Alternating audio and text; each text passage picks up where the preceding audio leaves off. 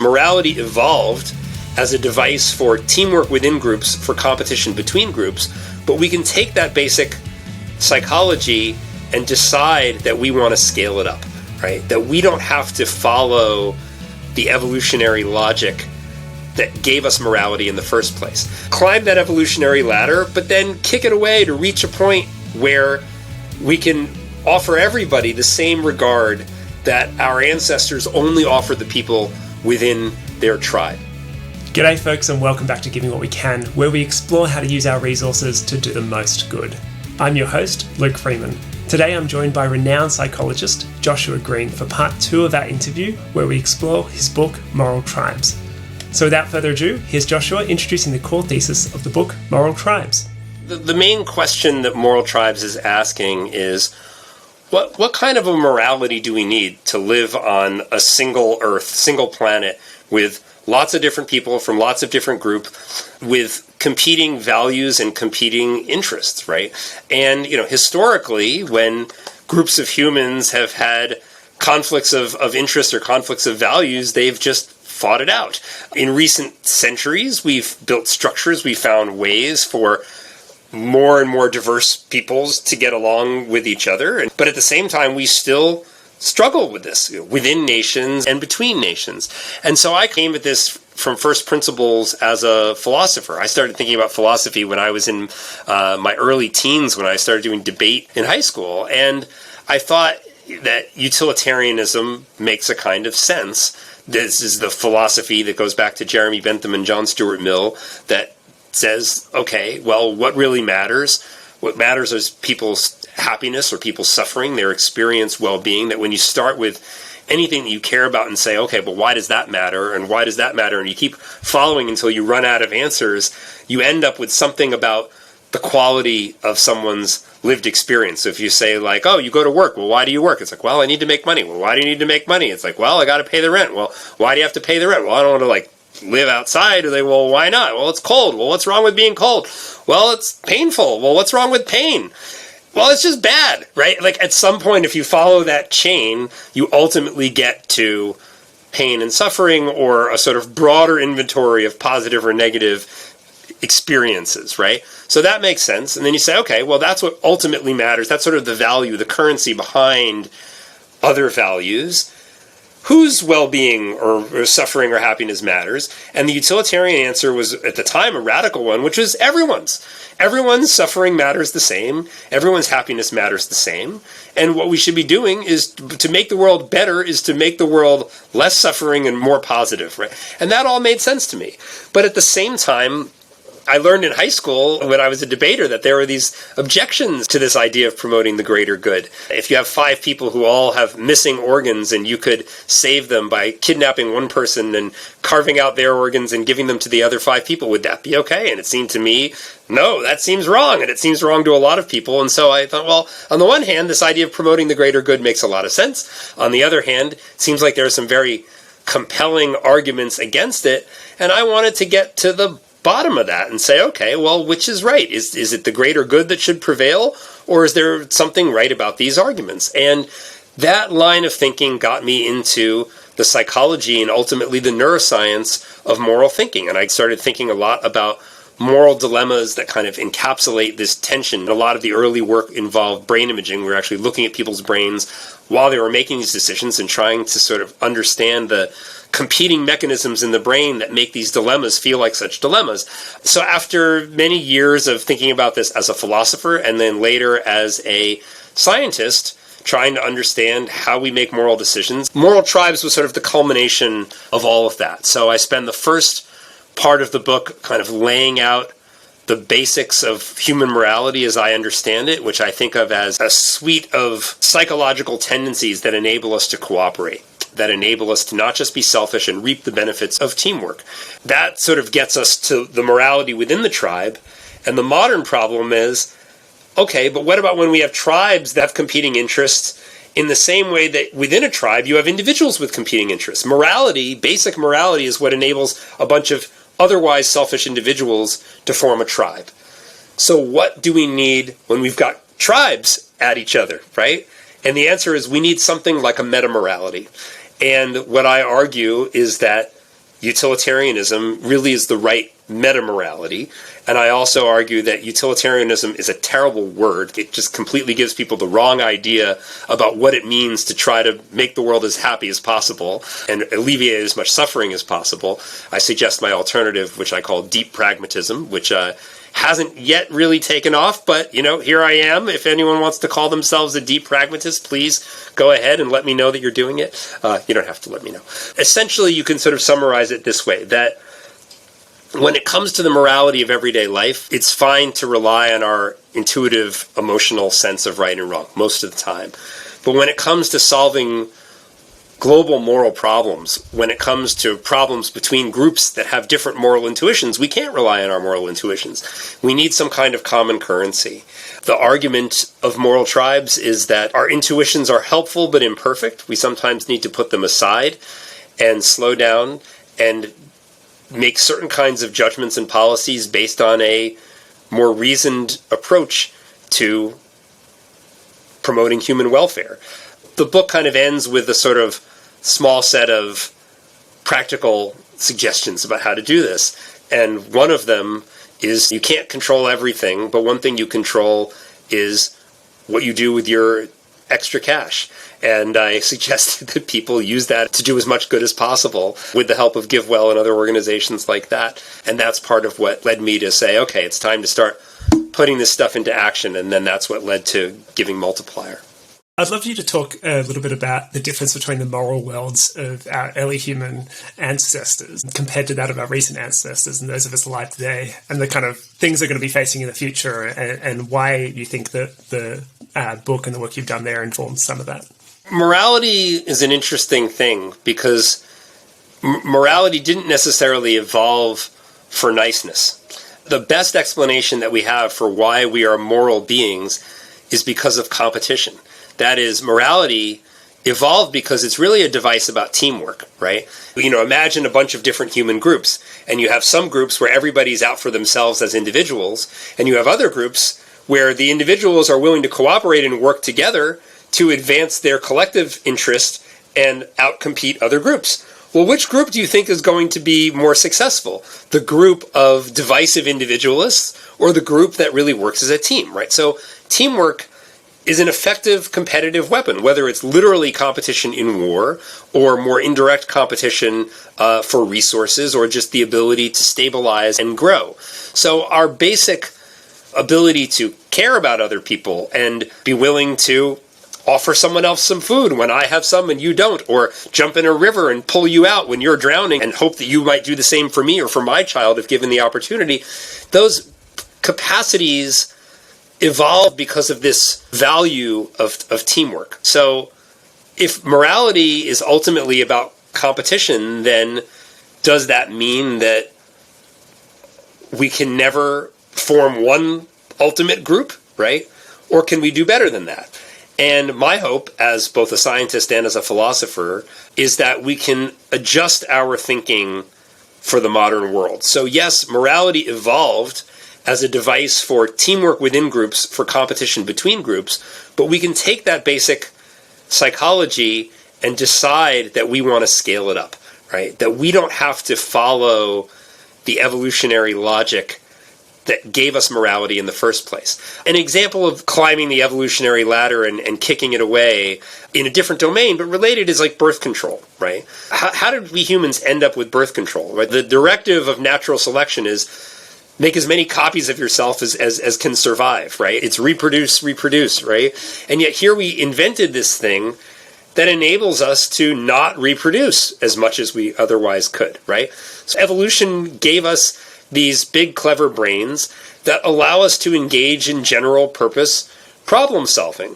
It also gave us some desires to have and rear children, but it also gave us some desires to have sex that are not related to rearing children, right? And so we, very clever apes, said, hey, if we do this, that, and the other thing and make this pill, we can have sexual activities that we enjoy, but without having more and more and more and more children. Now, if evolution could speak, they would say, no, that's the worst thing in the world that you could possibly do. And our response to that is, tough luck. This is what we want, right? That we don't have to adopt evolution's values as our values. We could say, you know what? having 0 or 1 or 2 children is fine, even if we could support 10 children with the resources that we have, right?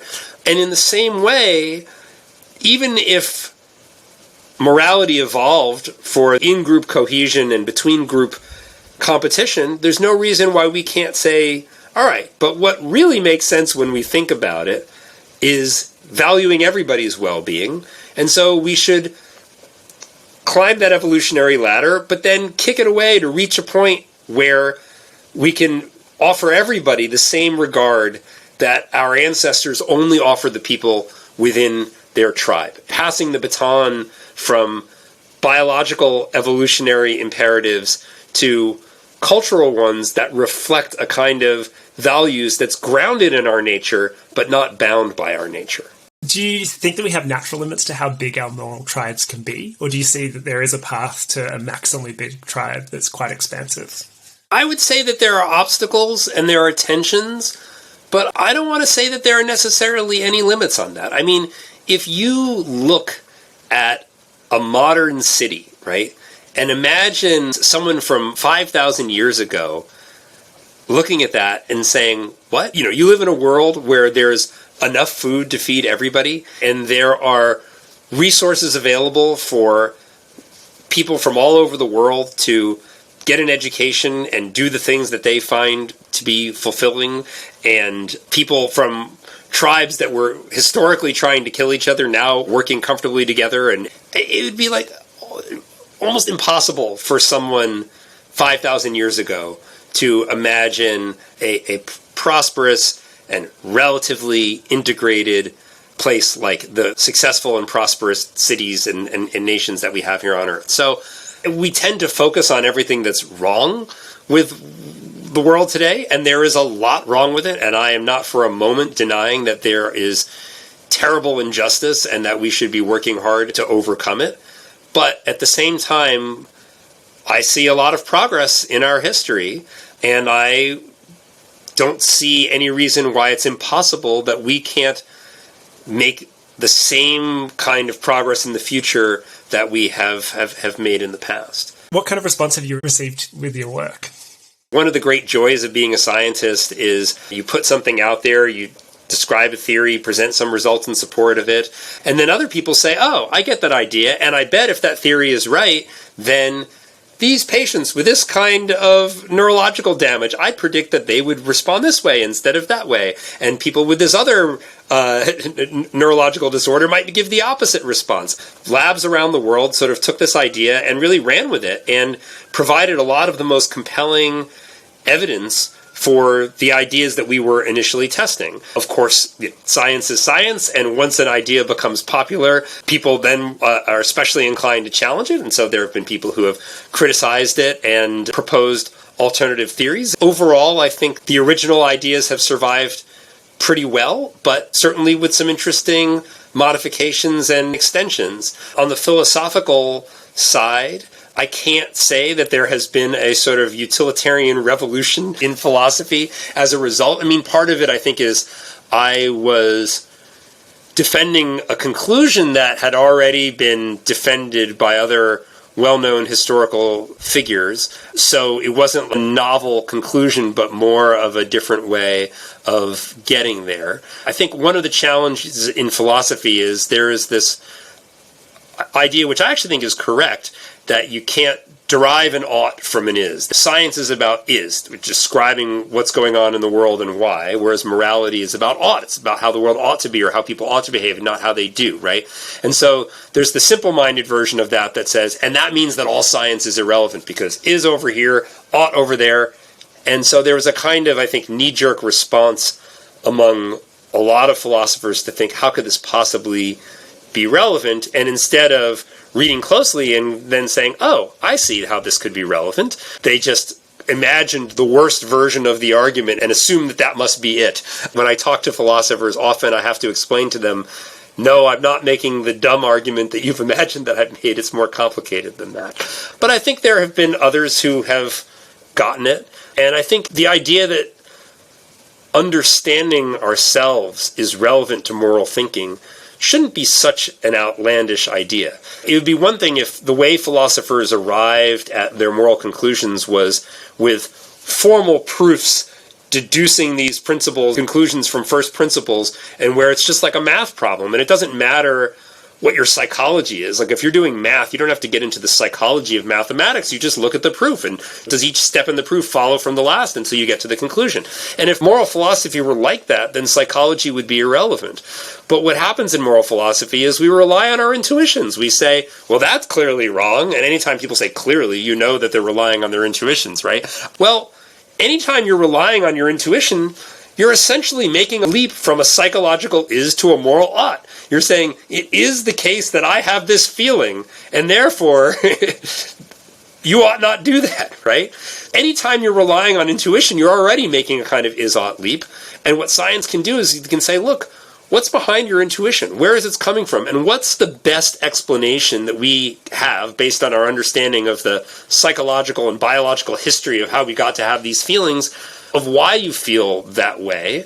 And then that gives us some insight into, okay, but does it really make sense to trust those feelings? Or should we perhaps look for a more abstract and maybe less emotionally satisfying but systematic approach to answering those moral questions? And that's essentially what I've been arguing for. So, Giving What We Can is a part of the effective altruism community, which is looking at how do we use our resources to do the most good. I'd be interested in your thoughts on utilitarianism and kind of its relationship with effective altruism and what the overlaps might be. One of the things that I really like about the effective altruism movement is that it doesn't start with utilitarianism, right?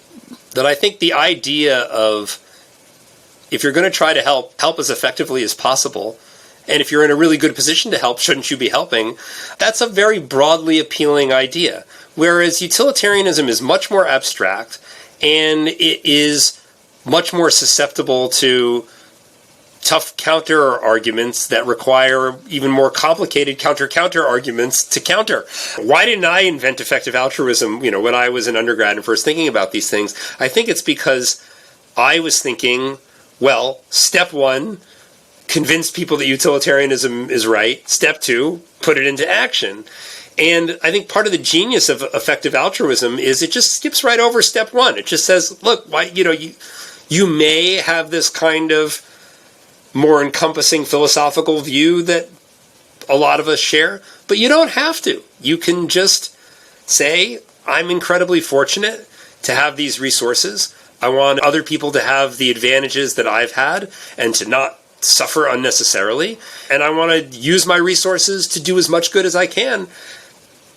You can buy into that without buying into this complicated and controversial moral philosophy. So I applaud the effective altruism movement for skipping over the philosophy, at least not going there as the first step, right? I think it's also important or helpful to say, look, if you want to understand where did these ideas come from and how might this fit into an attempt to have a more coherent, encompassing worldview, now it's time to have a philosophical discussion, right? I think what EA did was sort of get the order right for practical purposes, which is the opposite of the order that I was thinking about it as a young 20-something philosophy student.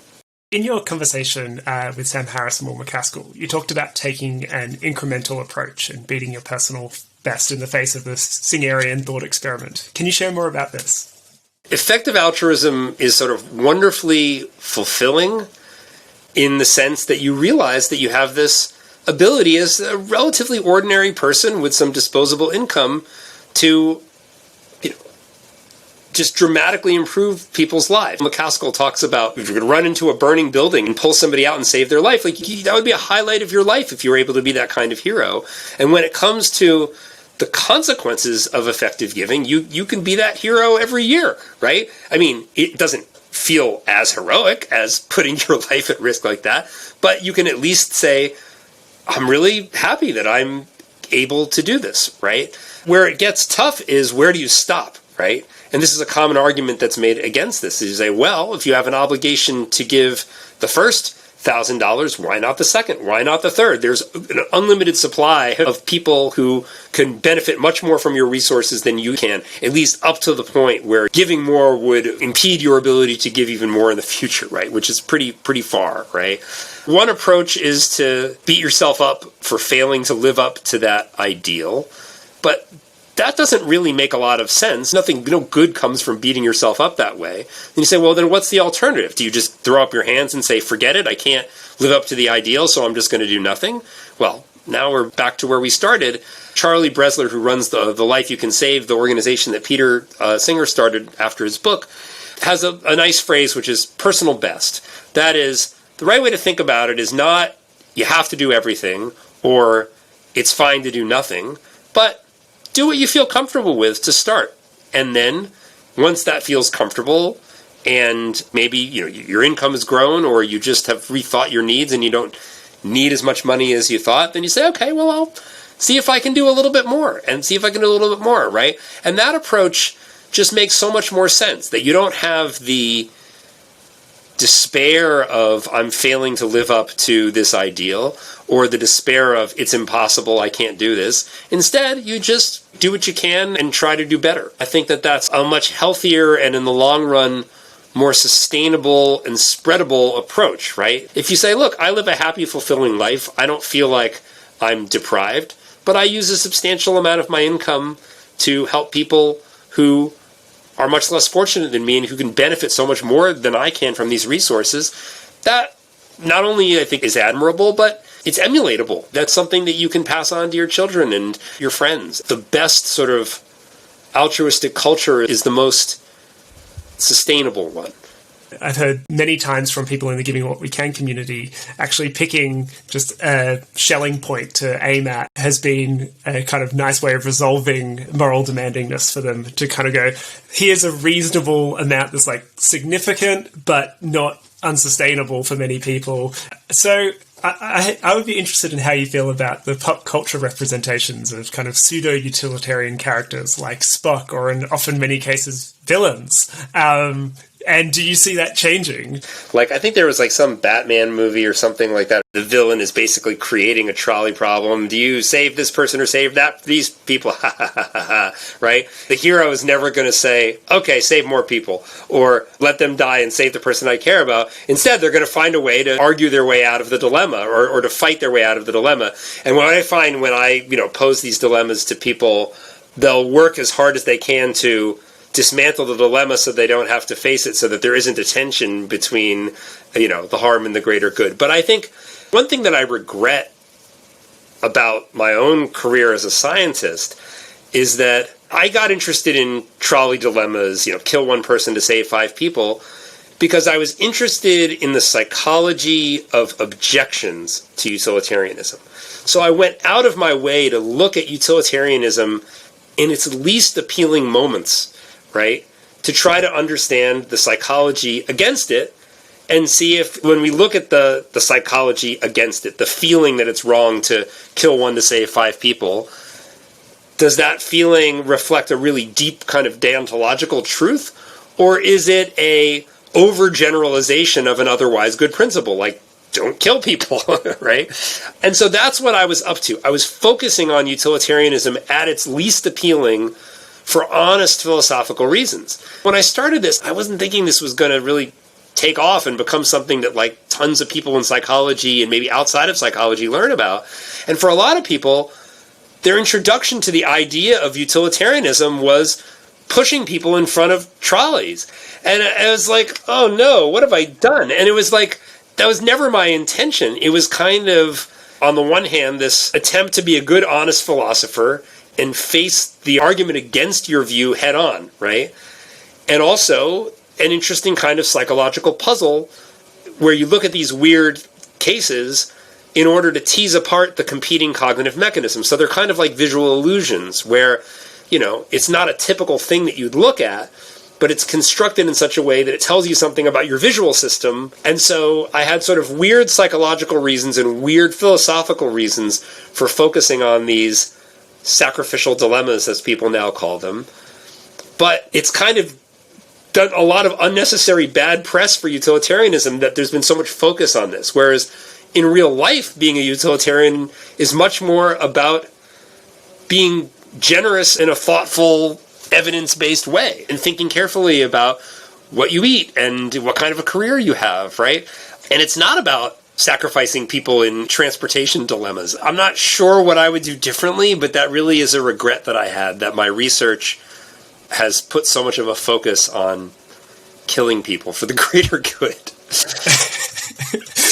I really appreciated things you were able to tease out in that. So things like instrumental harm, using people as an ends, as a means to an end, and also being the person who was involved in the action, and just like the dramatic difference. Yeah. So, I mean, some of the early experiments we did, and this was not like anything high-tech, brain imaging stuff. This was just giving people lots of slightly different versions of trolley dilemmas and seeing what our intuitions are sensitive to. And it seems like there's sort of two main factors that interact. So one is what we call personal force. So if you ask people, is it okay to push somebody with your hands in front of the trolley to save 5 people? People say no. Is it okay to push somebody with a pole? Still no. Is it okay to hit a switch that opens a trap door that will drop somebody in front of the trolley and save 5 people? There are a lot more people will say yes. And then they'll also say yes if you're hitting a switch and you're farther away, but the spatial distance doesn't make a big difference. So it's something like pushing versus hitting a switch. But what we also found is that if the pushing is not instrumental, then it doesn't have the same effect. So like one of the cases we gave people was, let's say you can save 5 people by hitting a switch, but you have to run across this narrow bridge to get to the switch. And if you do that, you're going to knock this person off this bridge. There, people will say it's mostly okay to run to the switch, even if it means you're going to knock somebody off, as long as you save 5 people. You're pushing them with your muscles, it's your body, right? It's very close and personal, but their death is not a means to the end. It's a foreseen side effect, or it's collateral damage, as people say, right? And then you can have other cases where it is a means, but there's no personal force, and it doesn't have much of an effect. So it was one of the early sort of fun sort of scientific mysteries that we worked out, was isolating these factors and showing how they interact with each other. My colleague Fiery Cushman has really done a brilliant job of understanding the learning mechanisms and emotional training mechanisms that give rise to these feelings. If you ask people to think about the consequences of performing some harmful action, how bad they feel about the consequences doesn't predict what they'd say about these moral dilemmas. But if you ask them, imagine being an actor, and you have to act a scene in which you take a knife and stab somebody like this. How bad do you feel about just imagining that action? Imagining it does predict what people say about in the moral dilemma, right? So it's how we attach emotions to actions in particular contexts. Even if people are doing a kind of decision-making maze where there are different options that you pick and they lead to like different rooms that then can lead to other rooms that will have like rewards or punishments. And so you can learn to associate certain actions with certain outcomes over time, but then you can be in a situation where you learn actually if you do the thing that normally leads to something bad, it'll lead to something good. Or if you do the thing that normally leads to something good, it'll lead to something bad. But I'm telling you, there's this other pathway that will get you to the good thing. The people who are relying more on their feelings about what has worked well in the past, and this is not a moral context at all. This is essentially like navigating a maze and getting little bits of cheese or electric shocks. The people who take a more model-free approach, that is where they're not mapping the whole situation, they're just, how do I feel about performing this action in this context based on my past experience? That predicts people's moral judgments in trolley sorts of cases. So it's really these very general principles of learning and feeling that apply outside the moral domain as well as in it that are sort of guiding our judgments in these cases. Yeah. And I think that also kind of reaffirms there's this big context shift that's going on, that a lot of the time we're operating in contexts we're quite familiar with, and a lot of the intuitions that we have around what is kind of virtuous or what's a good rule and all that type of thing are things that work really well at scale. But there are these rare instances where we happen to find ourselves in a world where there is this kind of massive global inequality, or like that we're ruining, the environment of our planet, or like all these things which are just so distant, and you need to like be very methodical when you're thinking about it. Yeah, and it's right. The character traits that make you nice or a good person, right? There's overlap, but I think they're different from those traits that would make you actually have the most positive impact on the world, because of these weird modern circumstances where just because you live in an affluent country and make, what's locally considered a decent living, devoting your resources to strangers does so much more good if you do it in the right way than doing what is considered the typical human good person thing to do. This has been really wonderful. I really appreciate your time. Is there any closing thoughts you'd like to add? Anything you would like to say? It's a wonderful opportunity to be here. It's been great talking to you, and great to have the opportunity to sort of share these thoughts with the Giving What We Can community. There's no group of people who I admire more than the people who've made this commitment to making the world as much better as they possibly can. I hope that Giving Multiplier can be a useful tool for bringing more people into the circle of effective giving and doing as much good as possible. Looking forward to seeing what people do with it. So thanks so much for giving me the chance to share these ideas. Thank you. Thank you for your time. Really appreciate it. It's been lovely meeting you as well. Thanks for lending me your ears for the duration of this episode. I hope you found it to be insightful and inspiring. Don't forget to check out givingwhatwecan.org, where you can learn more about giving effectively and join our community of compassionate people. Until next time, keep on doing good.